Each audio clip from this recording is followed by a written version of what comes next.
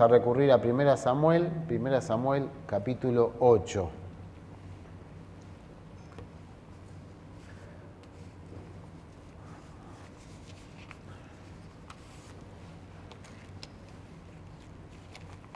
Primera Samuel capítulo 8.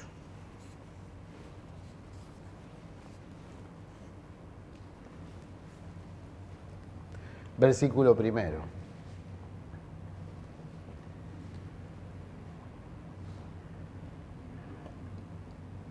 ¿Ya tienen la palabra de Dios abierta? ¿Sí? ¿Seguro? ¿Están atentos? ¿Están preparados? Algunos están muy somnolientos todavía, ¿eh? Miren que los haría parar, pero bueno, prefiero dejarlos allí sentados. Así que vamos a leer, primer versículo del capítulo 8. Aconteció que habiendo Samuel envejecido, puso a sus hijos por jueces sobre Israel, y el nombre de su hijo primogénito fue Joel, y el nombre del segundo Abías. Y eran jueces en Berseba, pero no anduvieron los hijos por los caminos de su padre, antes se volvieron tras la avaricia, dejándose sobornar y pervirtiendo el derecho. Entonces todos los ancianos de Israel se juntaron y vinieron a Ramá para ver a Samuel y le dijeron: He aquí tú has envejecido y tus hijos no andan en tus caminos. Por tanto, constitúyenos ahora un rey que nos juzgue, como tienen todas las naciones. Pero no agradó a Samuel esta palabra que dijeron: Danos un rey que nos juzgue. Y Samuel oró a Jehová. Y dijo Jehová a Samuel: Oye la voz del pueblo en todo lo que te digan, porque no te han desechado a ti, sino a mí me han desechado, para que no reine sobre ellos, conforme a todas las obras que han hecho desde el día que los saqué de Egipto hasta hoy, dejándome a mí y sirviendo a dioses ajenos, así hacen también contigo. Ahora pues, oye su voz, mas protesta solemnemente contra ellos, y muéstrales cómo les tratará el rey que reinará sobre ellos. Y vamos al versículo 19. Pero el pueblo no quiso oír la voz de Samuel, y dijo: No, sino que habrá rey sobre nosotros, y nosotros seremos también como todas las naciones, y nuestro rey nos gobernará, y saldrá delante de nosotros, y hará nuestras guerras.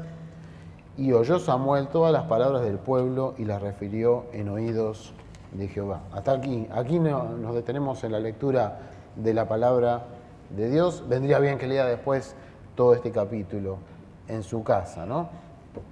Y vamos a reflexionar hoy en torno al tema de los malos diagnósticos. Malos diagnósticos, ¿no? A usted quizá le haya pasado en su casa un electrodoméstico que se rompió, o una cuestión eléctrica, una cuestión de plomería, y de pronto hace sus conclusiones. Yo no sé tanto, y usted quizá tampoco sepa tanto de eso, saca sus conclusiones sobre qué habrá pasado con el aparato, con las cañerías o con la electricidad, y cuando convoca al plomero, al electricista, o lleva el aparato para que lo reparen, les dice que era algo completamente distinto a lo que había pensado usted. ¿No le pasó? También pasa con los autos, ¿no? Uno presume, pasa esto, hay un ruido, y lo lleva, y a veces es algo menor o a veces es algo más complicado. Un mal diagnóstico. Nosotros pensamos que es una cosa, pero es otra. A veces pasa en cuestiones más serias. Cuando cambiamos de trabajo, tomamos un trabajo, o iniciamos un estudio, una carrera, hacemos nuestra evaluación, nuestro diagnóstico sobre si conviene, no conviene, y cambiamos el trabajo o iniciamos la carrera, el estudio, y de pronto nos damos cuenta que lo que habíamos pensado no era así, ¿no? Y por ahí hay que perder un año, retomar, ¿no?, otra carrera, ¿no?, o volver a estudiar el tema de trabajo, pero una mala evaluación. También a veces hacemos diagnósticos y evaluaciones con las personas, ¿no? Miramos a las personas y decimos, y nos da un aspecto negativo esa persona. Y quizá después nos damos cuenta que no era así, nos equivocamos. Y por otro lado puede ser que alguna vez evaluemos a una persona positivamente, qué bien, y después nos damos cuenta al tiempo que no era tampoco tan así, ¿no? Nos equivocamos en las evaluaciones de cosas técnicas, prácticas y a veces ciertos pasos que tenemos que dar en la vida, y después reconocemos que hicimos un mal diagnóstico. ¿No le pasó eso a usted? ¿A nadie le ha pasado? Serían demasiado perfectos, serían ustedes, ¿no? A mí me ha pasado muchas veces. Y a veces tiene sus consecuencias eso. Pero bueno, cuando es una cuestión técnica o aún un trabajo, un estudio, uno perderá un tiempo, hay oportunidad de recomponerse, de recuperarlo, salir adelante, modificar la actitud con esa persona porque nos damos cuenta que es distinta. Se puede reparar, no es tan grave ese tipo de evaluaciones. Pero hay diagnósticos que sí son serios. No, el problema es cuando hacemos malos diagnósticos sobre la marcha de nuestra propia vida. Ese es el problema. Los otros diagnósticos de un electrodoméstico, aún de un estudio que iniciamos, de una persona, en alguna forma lo podemos reparar, se puede subsanar eso. Pero cuando uno se detiene en la vida y dice ¿dónde estoy parado? Y hace un mal diagnóstico, eso genera consecuencias serias porque a partir de ese diagnóstico es que uno empieza a avanzar y a proyectarse. Un mal diagnóstico sobre dónde estamos parados, eso sí es muy grave y es muy serio, ¿no? Leímos recién que los ancianos fueron a ver a Samuel. Retrocedemos 3000 años en la historia, ¿no? Y los ancianos tenían razón, ¿no? Están preocupados. ¿Por qué vienen del tiempo de los jueces? Se está cerrando el tiempo de los jueces. Y había sido un tiempo muy complicado, muy conflictivo. Habían tenido muchos problemas. Era cierto, estaban preocupados por lo que iba a venir. Habían tenido conflicto con los otros pueblos, las otras naciones, guerras constantes, derrotas, dominaciones, los habían explotado. Pero cuando miraban dentro de la nación, también era un desastre, todo. Una situación de inseguridad, donde uno no podía trasladarse de una región a la otra, ¿no? Se cometían abusos, no se respetaban las leyes, habían caído en el paganismo y la idolatría, porque tomaban como ejemplo a las otras naciones, se peleaban entre ellos también, hacían guerras sangrientas entre las tribus, había anarquía, el libro de los jueces dice que hacía cada uno lo que bien le parecía, lo que se le antojaba, problemas internos, externos, problemas económicos, faltaba el alimento, faltaba el trabajo, la pasaban mal, no tenían lo necesario, y los ancianos estaban preocupados. Es cierto, habían tenido problemas, y varios cientos de años habían tenido estos problemas. Y veían a Samuel, ya mayor, ya anciano, y presumían que ahora, cuando Samuel no estuviera, esos problemas iban a volver, se iban a repetir. Problemas duros, internos y externos. Pero cometieron un error al acercarse a Samuel, porque allí presentaron un diagnóstico equivocado. Ellos no entendieron por qué habían tenido esos problemas. La evaluación que habían hecho estaba mal. Sí, los problemas los conocían, pero por qué habían tenido esos problemas ellos no lo habían reconocido, no entendían cuál era la causa, ni tampoco cuál era la solución para esos problemas. La evaluación, el diagnóstico de cómo resolver estos problemas también era equivocada. Se acercaron a Samuel y le dijeron, no queremos tener más jueces, queremos tener un rey que nos gobierne. Es decir, para ellos el problema era político, era simplemente formal, un sistema de gobierno, una forma de gobierno era el problema. El problema, todos esos problemas se debieron a que tuvimos jueces que gobernaron, ¿no? Si sacamos los jueces y ponemos un rey, él va a salir adelante de nosotros en las guerras, va a resolver el problema y resueltos los problemas. Creyeron que la cuestión era una cuestión política. Entre paréntesis, algo que también pasa en nuestra nación, ¿no? A veces nosotros somos tentados a pensar que es una cuestión política y ciertamente va más allá de una cuestión política. Ellos lo pensaron así también. Todos estos problemas que vivimos fueron porque teníamos jueces. Cambiamos al juez, que no funcionó, colocamos un rey, resueltos los problemas. Se lo presentaron así, todo cerrado, ¿no? A Samuel. Samuel, después de toda su carrera, un hombre mayor con experiencia, lo tomó a mal, se enojó. Fue delante de Dios y Dios le respondió. Y lo más interesante en este pasaje justamente es que Dios da su perspectiva, da su diagnóstico, su evaluación sobre el pueblo. y justamente es totalmente contraria a lo que dijeron los ancianos. Los ancianos dijeron que era un sistema político y Dios dice, no, no es un problema político. Da justamente un diagnóstico completamente contrario. Y responde, a mí me han desechado para que no reine sobre ellos, conforme a todas las obras que han hecho desde el día que los saqué de Egipto hasta hoy, dejándome a mí y sirviendo a dioses ajenos. El problema no es político, no es el juez, no es tener un rey.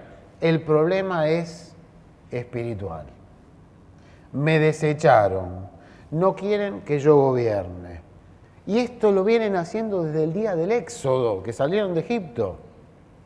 Aún con Moisés y Josué, son rebeldes, me dejaron, quieren servir a otros dioses, quieren servir a los ídolos ajenos, quieren seguir a las otras naciones.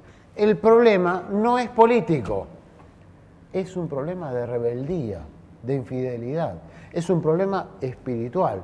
Si les ha ido mal y han tenido problemas, no es porque los gobernó un juez, es porque fueron infieles, por sus falencias espirituales. Relea este pasaje después en su casa, porque es interesante lo que dice el pueblo y Dios dice otra cosa distinta, completamente distinta. No era un problema político, era un problema espiritual que había generado todos estos problemas que habían vivido durante cientos de años. Claro, era más cómodo, ¿no? Más cómodo y menos traumático para el pueblo la evaluación que habían hecho ellos. Era más cómodo, es decir, el problema está fuera de nosotros, no es de las tribus, de las familias, de la nación, de todo el conjunto. El problema es el juez, el problema es ajeno a nosotros. La culpa no la tenemos nosotros, la tiene el juez que gobernaba, que no sabía gobernar. No, está fuera de nosotros. Si ellos hubieran hecho una evaluación seria, una evaluación profunda de sus vidas, se hubieran sentido incómodos.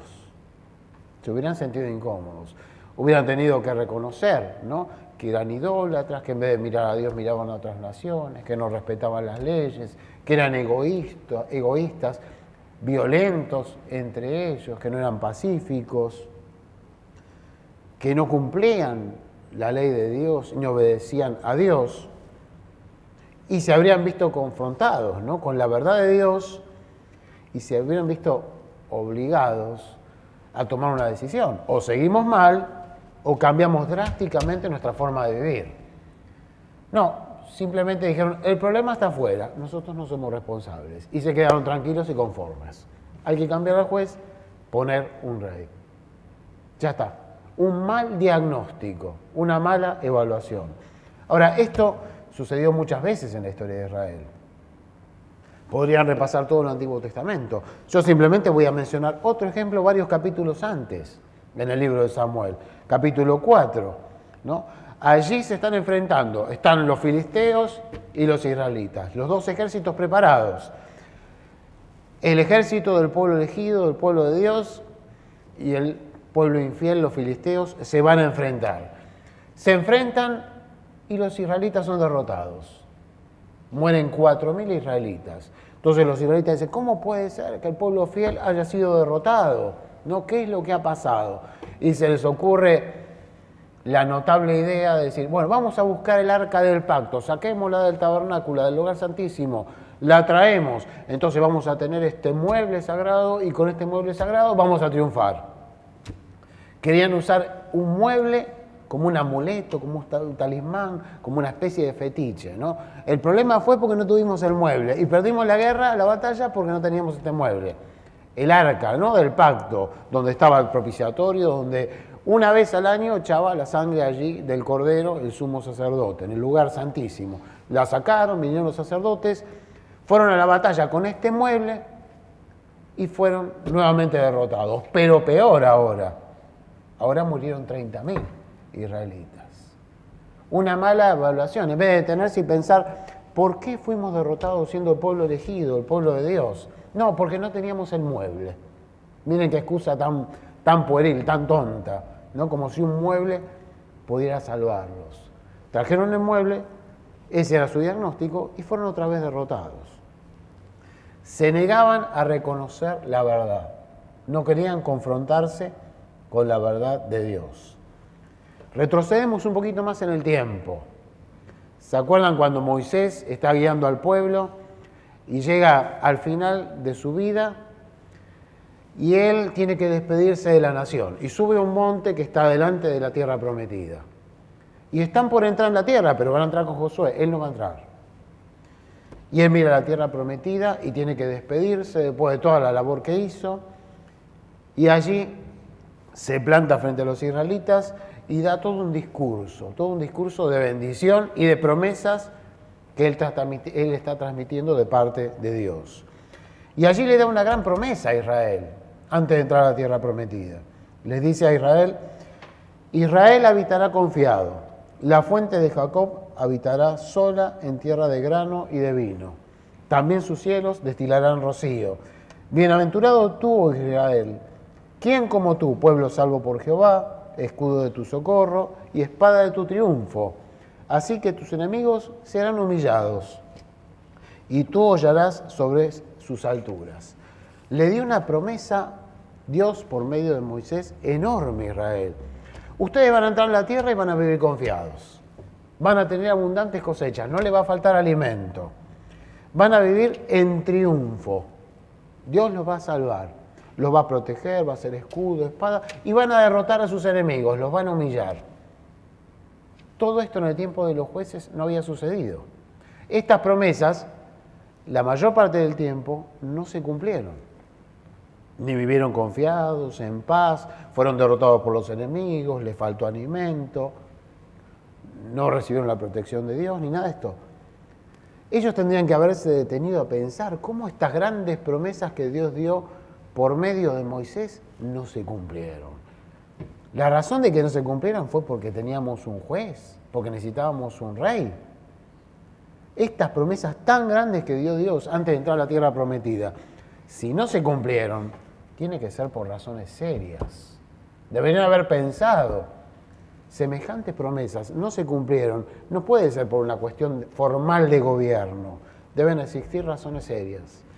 Pero no quisieron confrontarse con la verdad de Dios, no quisieron reconocer sus faltas, no quisieron ver la verdad. ¿Cómo hace usted sus balances? Allí cuando le agarra, diríamos, ese tiempo medio que está en soledad, medio, diríamos, un tanto depresivo, de reflexión, ¿cómo hace sus balances y diagnósticos en la vida? Cuando tiene que hacer la evaluación, ve hacia atrás, ¿cómo hace ese balance? ¿Cómo saca sus conclusiones sobre lo que ha transcurrido hasta ahora o dónde está situado? Yo me temo que a veces podemos incurrir en este error de los israelitas, ¿no? De hacer diagnósticos fáciles que nos dejen tranquilos, conformes. Y decimos, estos problemas que he atravesado estos años no son por mi culpa, yo no tengo nada que ver. Es cierto, hay problemas excepcionales de salud o de trabajo, ¿no? que vienen de parte de Dios. Pero cuando sistemáticamente tenemos problemas y tropiezos y complicaciones, ¿no? Nos tenemos frente a eso y decimos, yo no tengo nada que ver, decimos. No es mi responsabilidad, yo no tengo la culpa es de afuera. ¿No? Esto me ha pasado sistemáticamente, pero yo no tengo nada que ver. La culpa es del patrón, ¿no? El jefe. La culpa es del profesor. La culpa es de mi papá, de mi mamá, del entorno familiar. La culpa es de mi compañero de trabajo, del barrio donde vivo. La culpa es de mis hermanos. La culpa es del encargado, del área que está trabajando ahí me dio órdenes. La culpa es del pastor. La culpa es de las circunstancias del país, la situación económica del país y cómo marcha todo. Todo eso es lo que ocasiona problemas en mi vida. Yo no tengo nada que ver. No es mi responsabilidad, ¿no? Y nos quedamos conformes con eso. La culpa es de afuera. Vivimos en medio de problemas, pero la culpa es ajena a mí. Yo no soy el responsable. Lógicamente que cuando hacemos este tipo de evaluaciones, ¿no? nos quedamos tranquilos, conformes. Es lo ideal hacer esta evaluación. La culpa no la tengo yo, la culpa está afuera. Es duro, ¿no? Duro hacer una evaluación seria y reconocer nuestras fallas espirituales, nuestros errores. Es duro, ¿no? Evaluarnos y llegar a la conclusión de que nosotros somos los causantes de muchos de nuestros problemas. Que muchos de nuestros problemas se deben a nuestras fallas, a que nos hemos conducido mal, a que somos infieles a Dios. Pero cuando hacemos estas evaluaciones fáciles, sencillas, tranquilizadoras, que nos dejan conformes, la culpa la tienen los demás, la responsabilidad la tienen los demás, el resultado es que la vida persiste en medio de los problemas, ¿no? Que el declive sigue en la vida, que a la hora de tener esa tarde solos, ¿no? y pensar en cómo estamos parados, en vez de llegar a la conclusión de que estamos en paz, tranquilidad, plenitud, llegamos a la conclusión de que estamos medio en la frustración, ¿no? Y medio viviendo en el fracaso todavía, ¿no? Esos diagnósticos fáciles, tranquilizadores que nos dejan conformes, finalmente son como una anestesia, ¿no? que nos lleva a seguir mal en la vida y a no modificar nada. Una de las películas mejores, ¿no? que se hicieron sobre la vida de Eva Perón, ¿no? y que también habla de Juan Perón, alguno la recordará, ya tiene su tiempo esa película. Si no me equivoco, trabaja la actriz Esther Goris y la película justamente se titula Eva Perón. Y es bastante fiel, dentro de lo posible, a lo que fue la historia y que algunos que están acá conocen la historia de Eva Perón y en algún caso la han vivido también. Y cuenta la vida de Eva Perón desde que de infancia, pequeña, con su familia, allí en el interior de Buenos Aires, hasta su fallecimiento trágico, ¿no? Ya cuando estaba en eminencia, en el poder, y también relata la película la vida de Juan Perón, ¿no? Especialmente los gobiernos de él.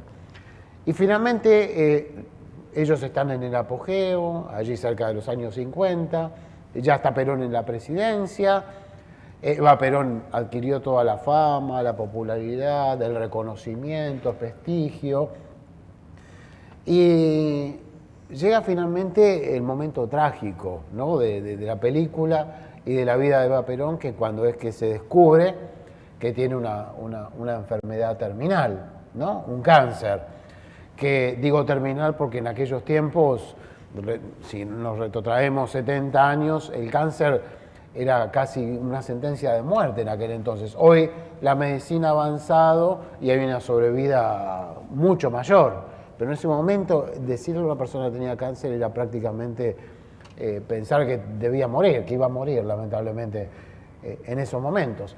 Pero no le quería decir a Eva que tenía esta enfermedad.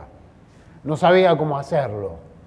El tiempo pasaba, en las cuestiones políticas internas, luchas de facciones, luchas entre ellos dos, personales, las elecciones para la segunda presidencia de Perón, que iba a ganar, se acercan, todos los factores de poder, y finalmente Perón le tiene que decir por qué toma ciertas decisiones. Y allí en la habitación, ella sentada frente al espejo, y le tiene que decir que tiene cáncer, que tiene esta enfermedad terminal, ¿no? En el apogeo, ¿no? de la fama, del éxito, le transmite tal. Y sucede lo que nos sucedería a cualquiera de nosotros, ¿no? Que lo asumimos negativamente en ese momento, como una tragedia, llorando, con angustia. Ella está delante del espejo y empieza a golpear el espejo y rompe el espejo. Y allí dice una frase, ¿no? Y que se cumplió. Le dice al esposo, a Juan Perón, dice: ahora no quiero más espejos en mi casa. Y de hecho se cumplió. Ahora no quiero más espejos en mi casa, ¿no? En lo que restó de su vida, hasta venían a peinarla, porque no tuvo más espejos. Sacó todos los espejos. ¿Para qué los sacó a los espejos? Porque no quería ver la verdad sobre su evolución, ¿no? De su físico, su salud, de su semblante, su cara. No quiero ver la verdad. Cómo va pasando, qué me va pasando en el cuerpo. Ella, para colmo, cuidaba mucho su figura, era joven. Entonces dijo, saquemos los espejos, no quiero saber lo que me pasa, no quiero ver la verdad de lo que está sucediendo en mi vida. Sacamos los espejos y no reconocemos la verdad. La verdad llegó igual, ¿no? Y al tiempo ella después falleció. Esto es lo que le sucedió a Israel. No quería ver la verdad, sacaban los espejos. Esto es lo que nos puede suceder a nosotros también, ¿no? No queremos ver el espejo, no queremos ver cómo somos de verdad, no queremos reconocer la verdad de cómo estamos parados en nuestra vida. Si reiteradamente estamos tropezando con la misma piedra, si nuestra vida es una sucesión de tropiezos y fracasos, si en el balance que usted está pensando ahora, porque cada uno piensa, ¿no? Mientras hablamos y reflexionamos sobre esto, si en el balance que cada uno hace en su vida, en vez de paz, tranquilidad, satisfacción, la conclusión que saca es cierta angustia, cierta frustración, cierto sentido de fracaso, no miremos para afuera, no nos engañemos, no empecemos a responsabilizar a otros, a echarle la culpa a otros. No hagamos diagnósticos fáciles, conformistas, ¿no? Si vivimos en fracaso, si el resultado es la frustración, el problema somos nosotros. La culpa está dentro nuestro, la responsabilidad es nuestra. El apóstol Pablo a los Gálatas justamente les dice, ¿no?, que el fruto del Espíritu es, y esto muchos lo pueden recitar de memoria, amor, gozo, paz, paciencia, ¿no? Y sigue la lista, ¿no?, en Gálatas.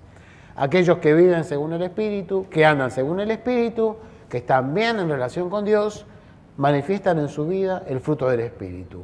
Amor, gozo, paz, paciencia. Si nosotros en este momento no tenemos esta manifestación del Espíritu en nosotros y no tenemos ni paz, ni gozo, ni amor, ni paciencia, es porque estamos mal con Dios, porque no estamos dejando obrar el Espíritu Santo en nosotros. Y la culpa no es del patrón, del profesor, de los hermanos, la familia, el pastor, los hermanos, nada. Si no tenemos esto en nuestra vida, es culpa nuestra.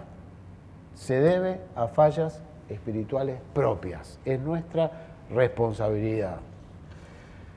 ¿Cómo podemos saber dónde estamos parados? ¿Cómo saber dónde está la falla, ¿no?, en nuestra vida? ¿Cómo descubrir la verdad sobre nosotros mismos? ¿Cómo hacer un correcto diagnóstico de nuestra vida hoy, ¿no?, 19 de junio del 2022? Hacer un buen diagnóstico de dónde estamos parados no es fácil, no, para nada. El rey David, siendo el rey David, ¿no?, poeta, escritor de muchos de los salmos, el hombre conforme al corazón de Dios, aquel que comenzó la dinastía de la cual nació Jesucristo. El mismo David reconocía que no era fácil hacer un diagnóstico, que necesitaba la concurrencia de Dios, la ayuda de Dios justamente, para saber él mismo dónde estaba parado. Solos no podemos evaluarnos. Por eso David dice, examíname, oh Dios, y conoce mi corazón. Pruébame y conoce mis pensamientos.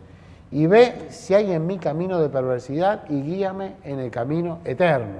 Es decir, yo solo no me puedo dar cuenta de dónde estoy parado. Necesito la mirada de Dios. Necesito que Dios me ayude, que me diga si estoy bien o si estoy mal. Si estoy yendo por el buen camino o yendo por el mal camino. Necesito la concurrencia de Dios, el examen de Dios, la luz de Dios. Y en el Salmo 25 dice más todavía. Muéstrame, oh Jehová, tus caminos, enséñame tus sendas, encamíname en tu verdad y enséñame. Él enseñará a los pecadores el camino. Necesito la mirada de Dios que me diga dónde estoy parado, pero también necesito la mirada de Dios que me diga, bueno, a partir de dónde estás parado, bien o mal, tenés que cambiar el camino, ir para otro lado o tenés que seguir adelante por donde estás yendo. No lo podemos hacer solo, necesitamos la asistencia de Dios. El mismo rey David pidió que Dios lo examinara y le mostrara si estaba bien, y le mostrara el camino. Necesitamos buscar a Dios. ¿Y cómo hace Dios para indicarnos dónde estamos parados? ¿Cómo hace Dios para mostrarnos el camino?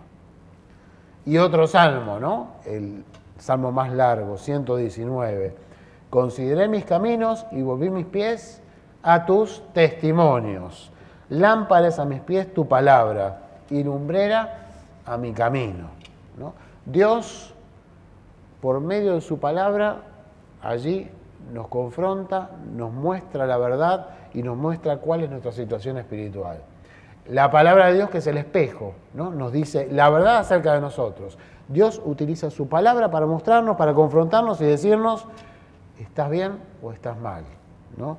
Y para mostrarnos cuál es el camino que tenemos que seguir. La palabra de Dios echa luz sobre nuestra vida y hace el diagnóstico y nos dice si estamos bien, mal y hacia dónde tenemos que ir.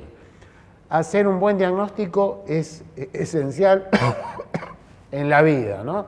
Es fundamental. Israel no hizo un buen diagnóstico. Y en todo el Antiguo Testamento podemos recordar, no hacía buenos diagnósticos.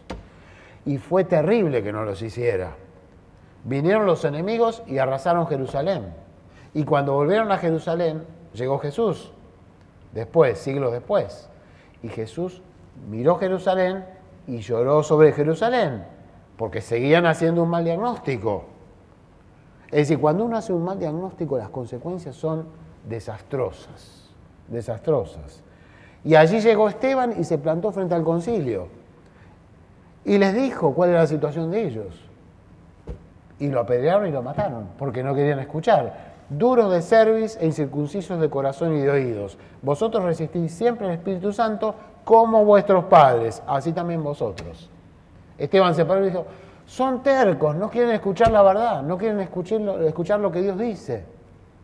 Desde sus padres, de la época del Éxodo, los jueces, reyes, profetas, tercos, resisten la verdad, no quieren escuchar la verdad y viven de tragedia en tragedia.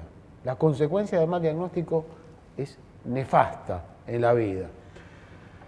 Hacer un buen diagnóstico en la vida es esencial, no es secundario.